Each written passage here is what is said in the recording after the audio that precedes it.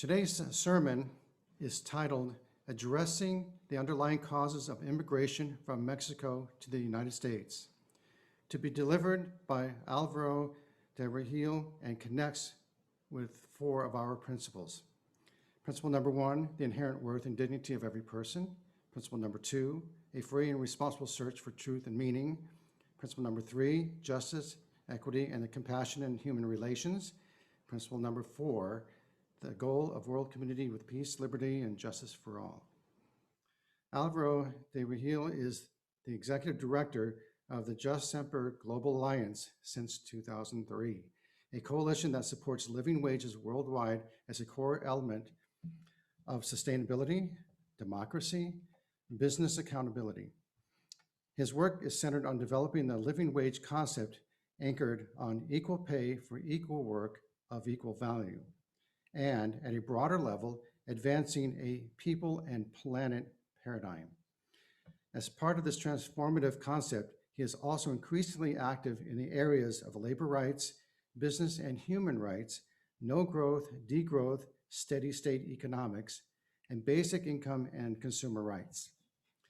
Alvaro is also a founding member of the International Living Wage Observatory in La Salle University in Mexico City, a contributor to the transformative vision and praxis of the Global Transition Initiative of the Tallis Institute in Boston, Massachusetts, and a research consultant on the underlying causes of immigration with California Lutheran University and with Buen Vecino in Ventura County.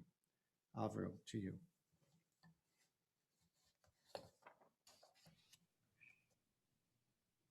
Thank you, Randy. So I am going to share just let me know if I'm sharing now. Not yet. We're still seeing Shriva's slides. Okay.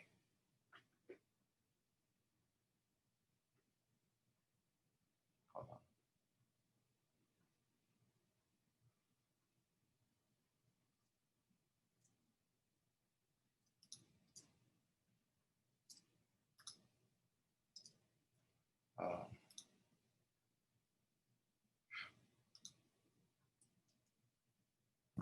Okay, now You see it now?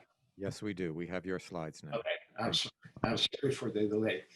Well, first of all, I really want to thank Randy Schwalbe and the entire community of the Unitarian Universalists of Canberra for your interest in learning about our perspective on the root causes of immigration, an event that has always been a feature in the history of this country, and even more so in the case of California, since colonial times, when a group of Spanish priests and Mexican families came here to establish a chain of missions that gradually became the basis for the populating of California.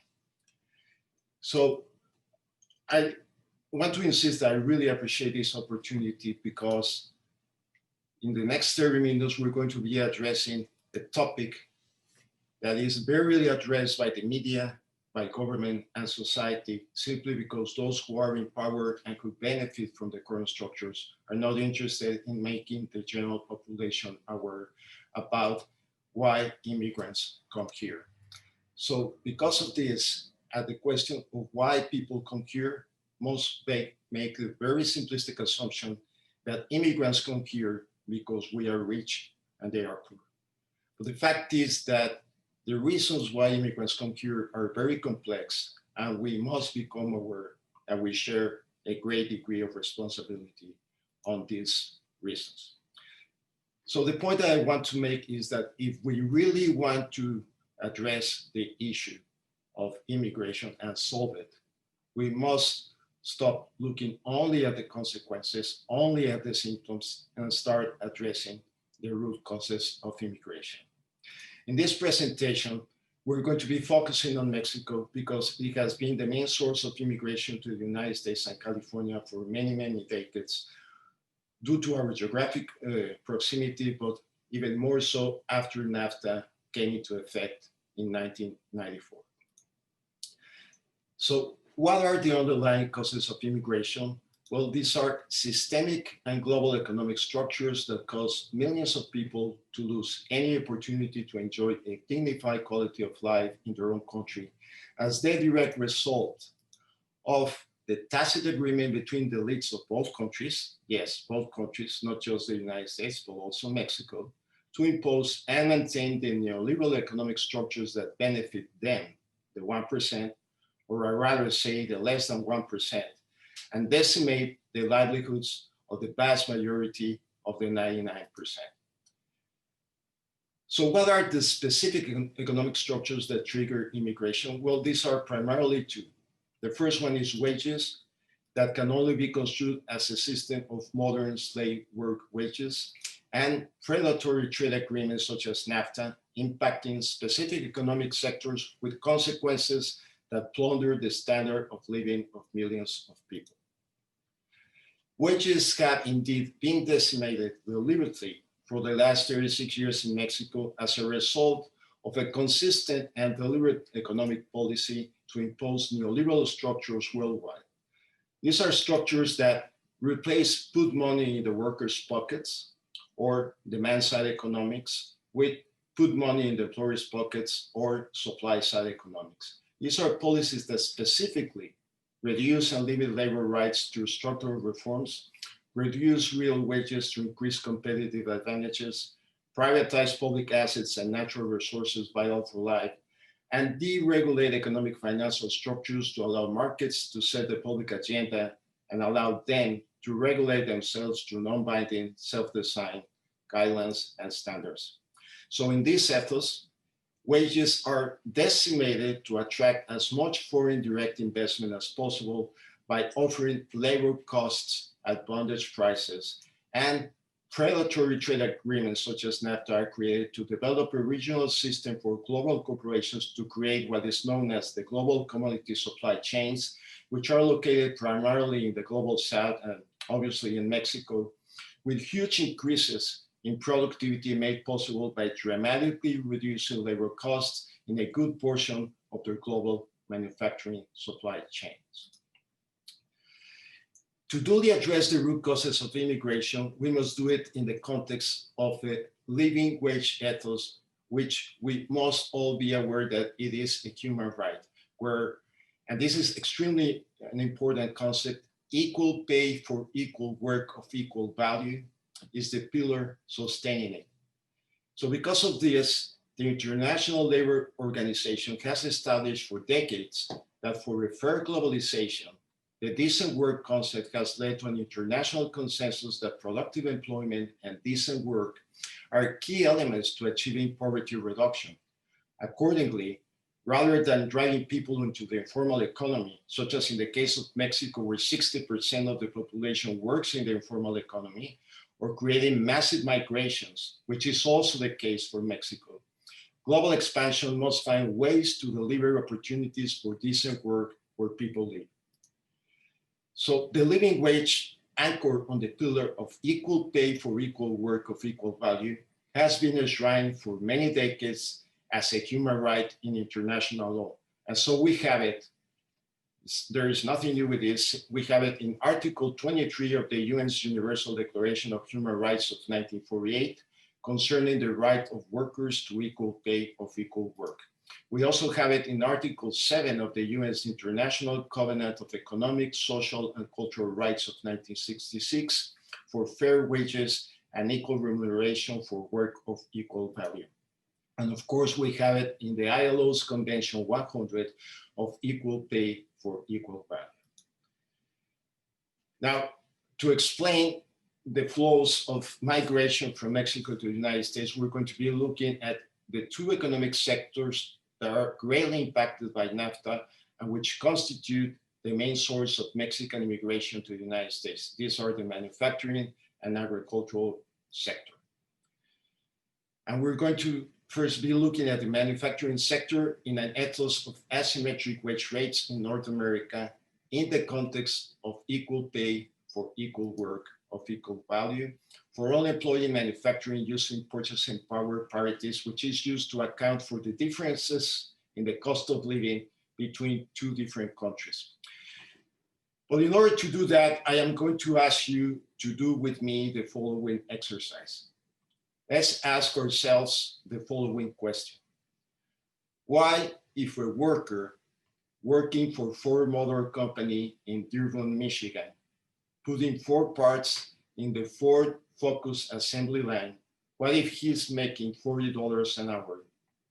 A worker working also for Ford Motor Company in the exact same Ford Focus assembly line, putting exactly the same 4 parts, but this time in Mexico, he makes only $4 an hour, or about 10%. But the cost of living in Mexico is not 10% of the cost of living in the United States. It's a lot more. So let's do this by looking at real figures. So in 2016, the nominal hourly wage rate in manufacturing in the United States was $39.03, whereas in Mexico, for doing the same job, equal pay for equal work of equal value, was $3.91. But the cost, so about 10%, but the cost of living was not 10%, it was actually 54%. So that means that that worker should have been paid $21.15. But since he was only paid $3.91, he received only 18% of what he should have received in the first place for doing the same job. I'm going to ask you to bear in mind that 18%, because now we're going to look at how wages have been deliberately decimated in Mexico over time. So if we go back to 1975, we see that that 18% was actually 37%, and then it went up to 42%, and then it started going down to 33, 28. And by the time NAFTA came into effect in 1994, as you can see, and ever since that time, it has become a flat line as the direct result of the deliberate economic policy to plunder wages in Mexico. And we're going to look at the effects of NAFTA 1.0, in the inbound plant sector, or also known as maquiladora sector, which is the sector of many plants across the US-Mexico border on the Mexican side of the global commodity chains in place in Mexico. So the main features are that in 1976, before NAFTA, the sector had 448 plants employing 74,500 workers. So at that time, this sector was really marginal to the Mexican economy. But more than 20 years later, in 2017, after NAFTA, the sector reported 6,166 plants employing almost 3 million workers at, once again, modern slave work prices. The level of exploitation, labor and human rights violations, and workplace hazards and insecurity is the worst in the entire industrial sector, including the murder or disappearance of thousands of female maquiladora workers in Ciudad Juarez and many cities along the border. And once again, the main reason for US companies offshoring into Mexico is cheap labor costs that allow employers to maximize the return on investment and shareholder value. Now we're going to move from the global perspective to the domestic perspective. We're going to look at the value of wages in Mexico versus the minimum necessary to enjoy a dignified quality of life. And in order to do that, what we do is that we compare the cost of what is called the indispensable basket of goods, which is an academic indicator that determines the minimum necessary for a household of 4 to enjoy a dignified quality of life. We're going to compare that against the Mexican monthly general minimum wage. So in 2014, the cost of that basket was $16,445, but the minimum wage of 2019 could only afford 12%. Well, by 2019, nothing has changed. I mean, the cost of the basket has gone up as well as the minimum wage, but the affordability has remained the same. Of course, as in any economy, many millions of Mexicans make much more than a minimum wage. They could be making 2, 3, 4, 5 or more minimum wages. So we're going to look at the distribution of wage earners in Mexico by the number of minimum wages in 2019. And according to official data from the Mexican government, 78% of all employed persons earn not more than 5 minimum wages in 2019. But it takes 7 minimum wages to afford the indispensable basket of goods. In other words, it takes 7 minimum wages to be earning really a living wage. So our estimate with a great degree of confidence is that not more than 15% of all wage earners in Mexico really earn a living wage in 2019. Now we're going to do the same going to the manufacturing sector, which is the sector that has the best paid workers in the economy. And we're going to do the same comparison against the indispensable basket of goods. So in US dollars, the estimated monthly cost of the indispensable basket of goods was $1,316. But the monthly net income after taxes of manufacturing workers was $787. So not even the best paid workers in the economy were able to afford the indispensable basket of goods. They could only afford 60% of that. Now we're going to move to the other sector, the agricultural sector. And so what is the direct effect of NAFTA on the loss of millions of jobs in agriculture? Well, NAFTA's rather pernicious effects destroyed or reduced the quality of life of millions of people in the three countries, particularly in the agricultural sector due to agribusiness. But it was in Mexico where the greatest damage was inflicted. Let's look first at what happened in the United States. Just between 1996 and 2001, farming subsidies nearly tripled to more than 20 billion. However, net income of farmers dropped 16.5%, forcing about 300,000 farmers, mostly small farmers, out of business. As a consequence, many rural communities died as storefronts were boarded up, churches were closed down, people were forced from their homes by the toxic fumes of industrial animal factories, and an amphetamine epidemic swept the United States. In the case of Mexico, NAFTA liberalized corn and many other products such as sugar and beans. But agribusiness corporations such as Cargill and ADM took advantage of that $20 billion from the federal government and flooded the Mexican market with subsidized products at prices below production cost in Mexico. As a consequence, by 2006, over 2 million agricultural jobs, including 1.7 million small farmers, were lost, and workers, farmers, and their families were forced to leave the countryside. And when I say that 2 million jobs were lost, I really mean that 8 million people lost their livelihoods, because the average number of members per household in Mexico is 4. So if 2 million jobs were lost, it really means that 8 million people lost their livelihoods. As a consequence, millions of Mexicans were forced to leave their towns with 3 choices. The first choice was to move to the slums of Mexico's big cities and seek work, mostly in the underground economy, at once again modern slave work wages. The second choice was to come here, to come to the US, migrate to the US at their own peril.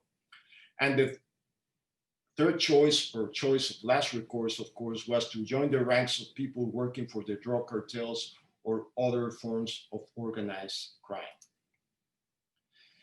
Now, let's look at the potential of the new NAFTA that very recently passed late last year on Mexican wages. And we're going to look at 2 provisions.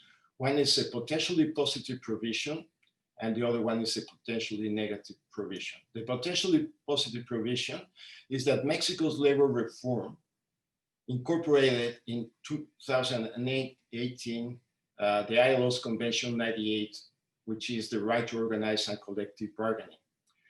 So with this convention, there are over 100 conventions in the International Labor Organization, but there are 8 core conventions. And with this convention, Mexico has already ratified, the Mexican Congress has already ratified the 8 core conventions.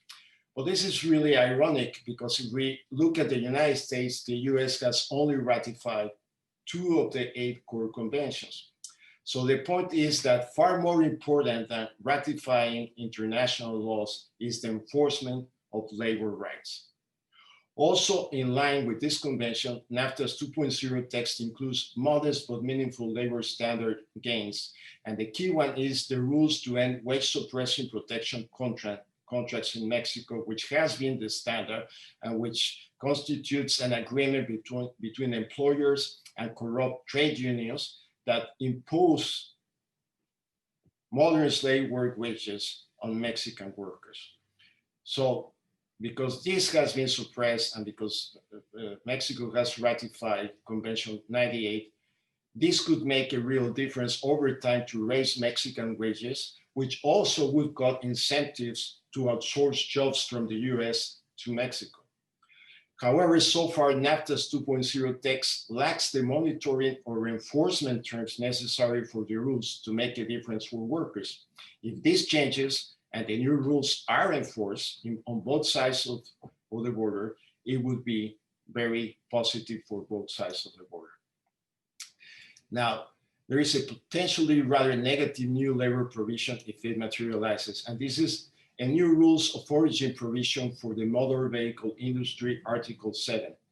In this provision, parties agreed on a labor value content of 40% for passenger vehicles and 45% for light and heavy trucks. What this means is that 40 to 45% of the value of cars and light and heavy trucks must be produced by workers paid at the very least $16 an hour in order to qualify as originating in North America in order to enjoy zero trade tariffs.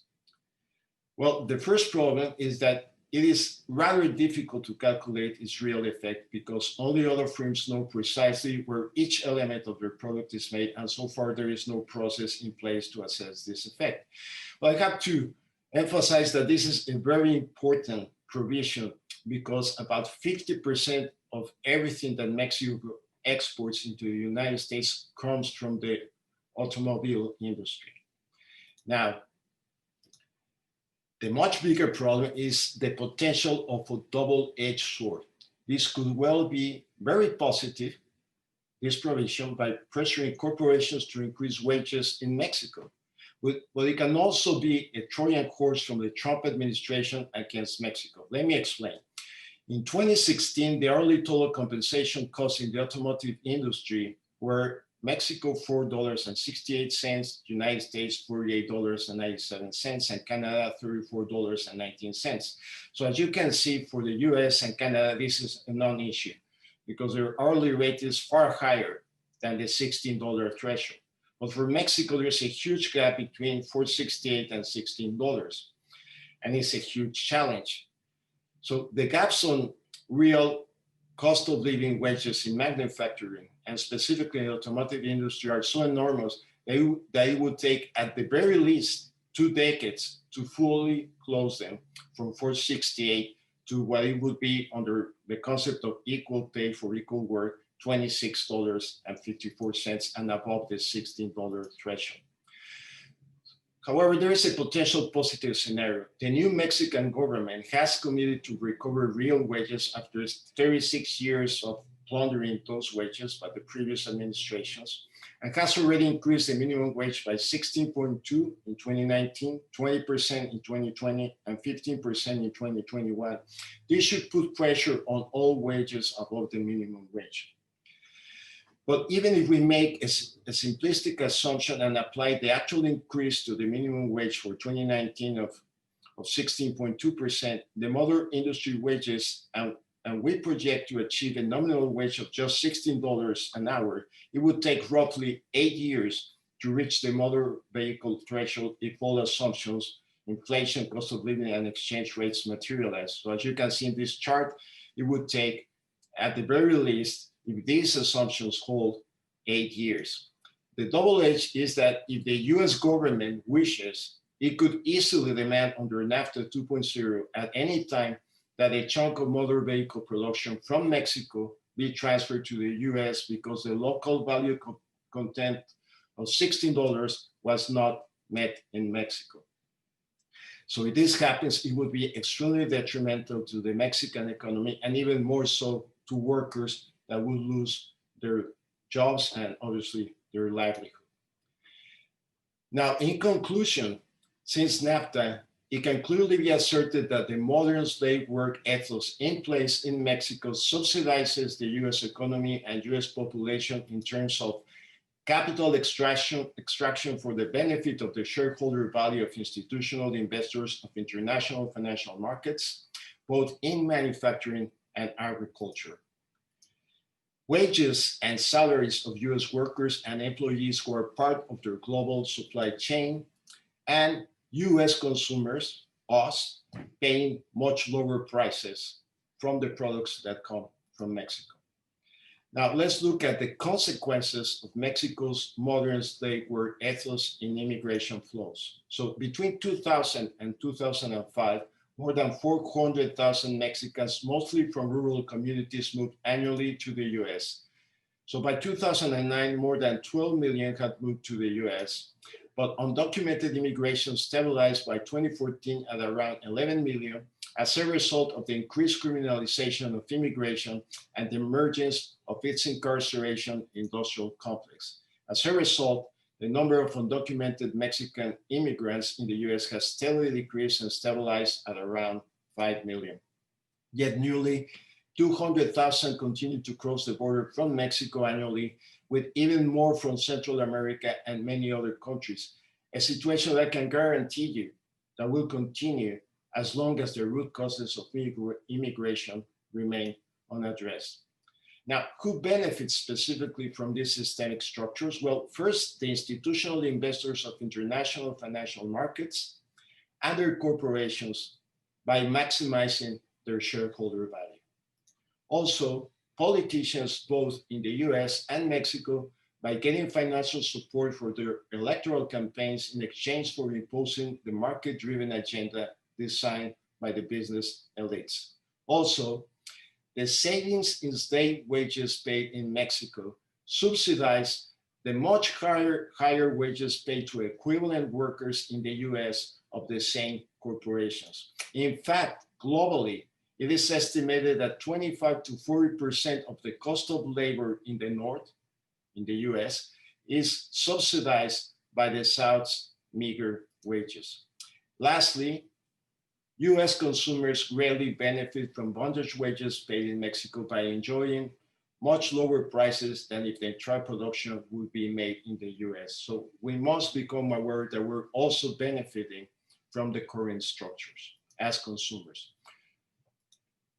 In conclusion, Mexico subsidizes the US economic growth in terms of shareholder value, workers' wages, and consumer prices. Now, how can we address the root causes of immigration? Well, the first thing is that we must become aware about the main hurdles. And the first one is that the same systemic structures that benefit from this arrangement and are not interested in us becoming aware about these causes oppose any type of binding regulatory framework via national and or international law to force global corporations to start paying a living wage to older workers in their global operations. This is also why the voluntary concept of corporate social responsibility for corporations is really a public relations hoax, because companies have systematically refused to incorporate a living wage standard in their voluntary guidelines. And in my profession, I have experienced that many, many times. They completely refuse to incorporate into their voluntary standards the payment of a living wage to their workers in the South, in Mexico, and in other operations outside of the US. And the other hurdle is that we can write to our members of Congress, but it has a relative effect because the same systemic structures that benefit from this arrangement finance the political campaigns of many of them. So we are left with two tools.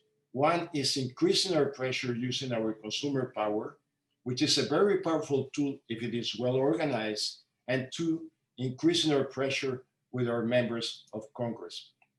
Lastly, what can we do as responsible citizens in practical terms to effectively address the root causes of immigration?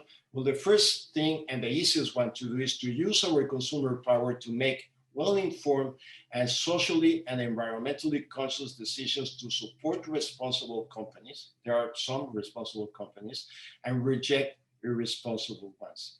We should also join consumer organizations and push them to include in their own agenda a project to push for a living wage standard in the guidelines used by corporations voluntarily. And of course, we should also write to our members of Congress and ask them to push for binding legislation that would force corporations to pay living wages globally. So as you can see, the key factor in explaining the underlying causes of immigration, of why immigrants come here, is obviously the living wage. And in the case of Mexico, I can guarantee you 100% that if global corporations, if we force global corporations to start paying Mexicans a living wage in their country, Mexican workers would be more than happy, extremely happy, to remain in their own country to enjoy a dignified quality of life. Thank you so much for your time, and I'll be happy to answer any questions that you may have at the end of the service. Thank you again to everyone.